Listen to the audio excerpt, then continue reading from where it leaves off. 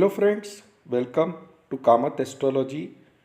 Today we will cover the part 10 of the Bhavishya Malika, wherein we will speak about the Kalki avatar and his final role in establishing Sanatan Dharma on earth. In this video, we will understand what exactly is meant by Sanatan Dharma and how all other religions are actually derived from Sanatan Dharma. Now, the meaning of Sanatan is one which encompasses everyone. It does not restrict you to a particular form of worship. For example, you can worship the infinite being in the form of Om. That is, you can visualize God in the form of Om. You can also visualize God as a Nirgun Swarup, that is having no attributes. Or you can visualize God as a Sagun Swarup, that is with attributes. For example, you can worship God in the form of Devi, in the form of Vishnu, Shiva, Brahma, Ganesha, or any other deity that you believe in. So, Sanatan Dharma is not monotheistic. It does not say that if you believe in a particular form only, then you will attain heaven, otherwise, you will attain hell.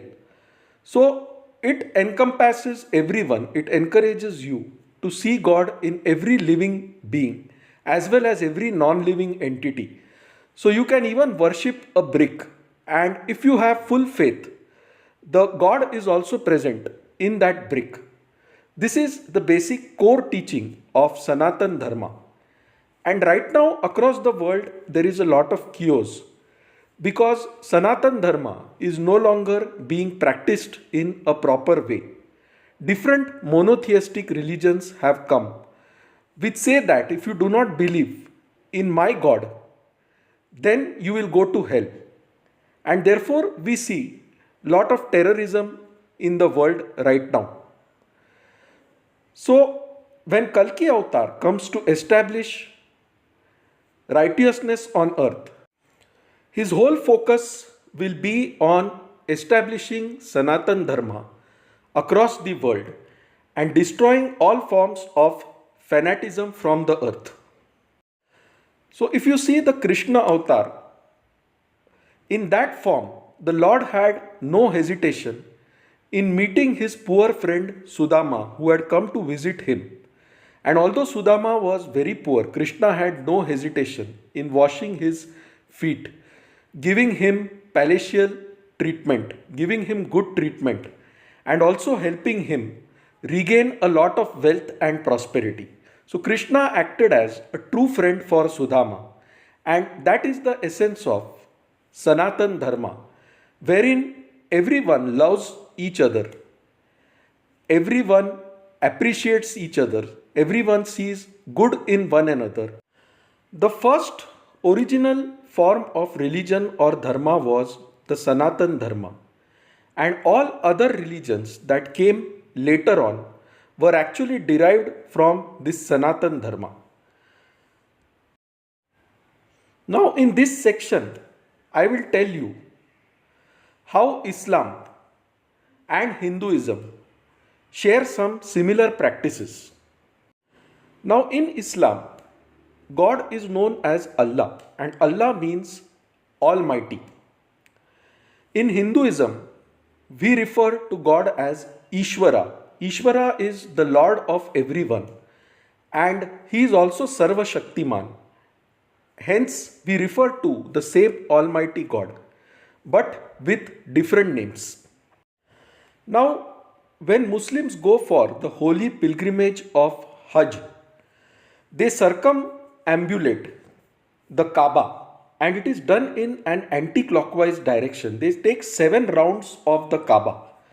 Now, this is similar to the practice in Hinduism, wherein the Hindus also circumambulate the deity but in the clockwise direction.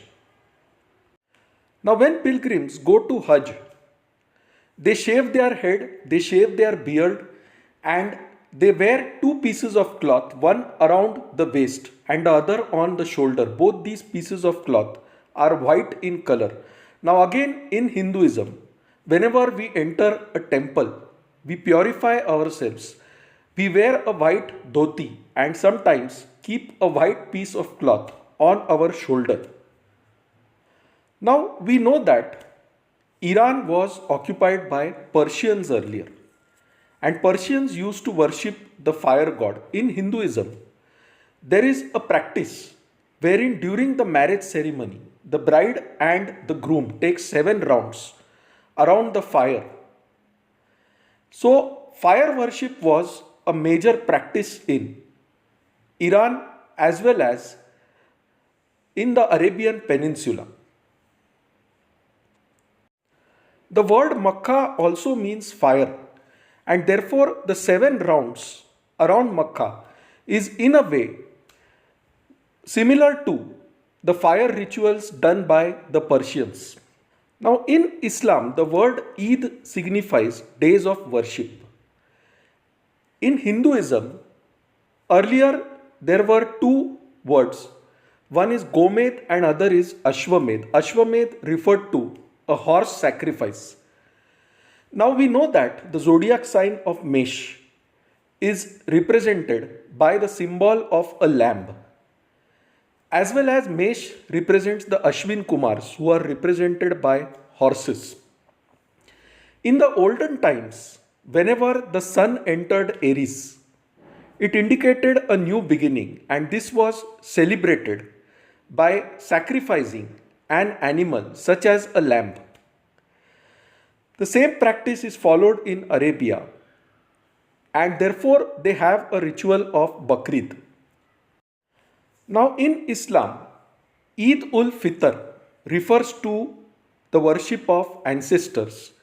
In Hinduism, we have something similar called as Pitru Paksha, which refers to the days when ancestors are to be worshipped. Now, if you see the word Arabia, it actually refers to something called as Arabstan, or if you translate it in Sanskrit, it refers to as Aravstan, and Arav is nothing but a horse, and Arabia is indeed the land of horses. The Islamic practice of observing the moon before breaking a fast is similar to the practice in Hinduism, wherein we break the fast on Sankranti and Vinayak Chaturthi by observing the moon. In Islam, there is a festival called Shabi Barat, and if you translate this in Sanskrit, it actually refers to Shivratri. So, this fast is similar to the fasting done by the Hindus during Shivratri. Now, during namaz, the Muslims bow and worship Allah. Now, in Hinduism, there are two words, Namaha and Yajna. Namaha means to bow, and Yajna is an act of worship. Now, the word Eid means worship and Griha means house, and therefore Idgah in Islam means the house of worship.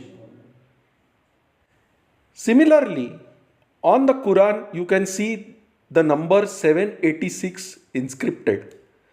Now, what does this mean actually? If you read Om in the reverse and see it in a mirror, you will see the number 786.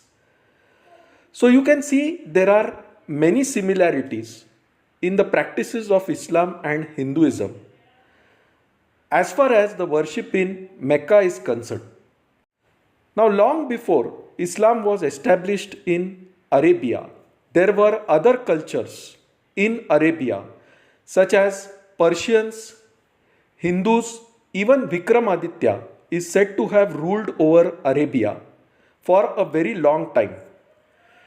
And therefore, these practices are actually derived from the Sanatan Dharma that was established long ago. But with time, each person came up with his own interpretation. Various monotheistic principles were applied to different religions, and that today is the major source of conflict across the world.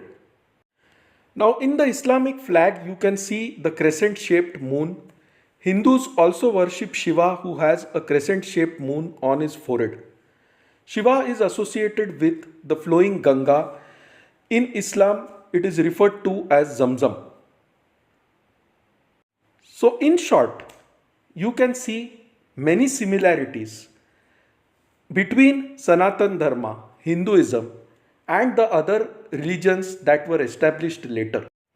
As generations passed by, Sanatan Dharma gradually declined and monotheism began getting established in different parts of the world. People were forcibly converted into different religions and were not allowed to practice the Sanatan Dharma. So, the Bhavishya Malika says that before starting satyug, Kalki will establish the Sanatan Dharma. Now, when Kalki comes before us, he will first get involved in a major fight with an emperor called Jin. Now, this is a reference to actually the emperor of China or the head of China in the long run. Once he defeats Jin, he will move further and conquer the northwest regions that lie beyond India. And therefore, he will slowly punish the Malechas and gradually establish Sanatan Dharma across the world. Different countries, especially Russia, will first adopt the Sanatan Dharma completely. And this is what the Bhavishya Malika says. Now, in the Bhavishya Malika, it is mentioned that Kalki will destroy Malechas. Now, who are the Malechas? The Malechas do not refer to a person of a specific religion. It refers to those people who are extremely violent, who indulge in extreme sexual passions, who drink a lot, who intoxicate a lot, and who commit extreme acts of violence, who commit extreme sins. So Kalki will destroy such Malechas. A Malecha is anyone who practices extreme fanatism, who practices terrorism, who indulges in violence and unnecessary killing and harm to women. It is said that once Kalki defeats the Chinese emperor, he will then have to fight with the Malechas. He will be ruthless in his fight with the Malechas. He will punish them, he will defeat them, and finally, with the help of 7 Chiranjeevis who are still alive, he will establish the Sanatan Dharma across the world. Russia will be the first country to adopt the Sanatan Dharma. So friends, if you like this video, please mark it as liked on YouTube. For any queries, write to us at astrosevaworld@yahoo.com and we'll be glad to assist you. So friends, thanks a lot. Bye. Take care and stay safe.